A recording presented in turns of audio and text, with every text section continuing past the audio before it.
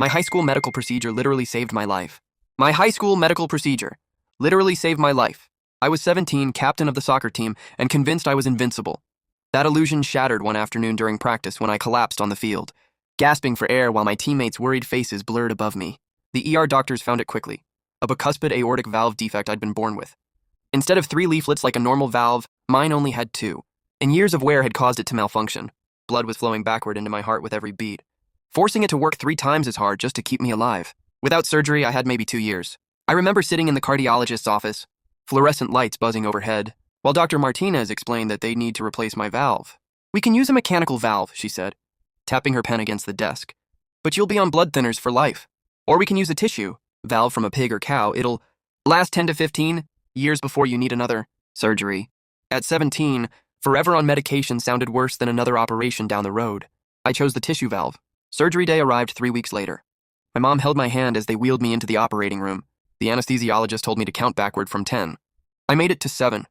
They cracked open my sternum, stopped my heart, and put me on a bypass machine while they carefully removed my defective valve and sewed in the new one. 6 hours under anesthesia. When I woke, there was a breathing tube down my throat and a burning pain across my chest that made every breath feel like knives. Recovery was brutal.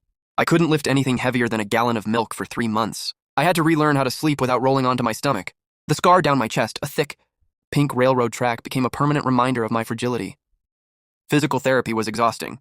Simple tasks like showering or walking upstairs left me breathless and defeated. Some days I wondered if I'd ever feel normal again. But slowly, day by day, I healed.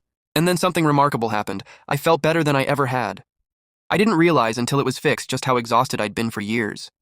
The constant fatigue, the shortness of breath I'd blamed on being out of shape, the dizzy spells I'd ignored, all of it had been my failing valve. My normal had been everyone else's struggling point. 2 years later, I'm starting college with a pre-med major. I still play soccer, but now, carefully, with my doctor's blessing.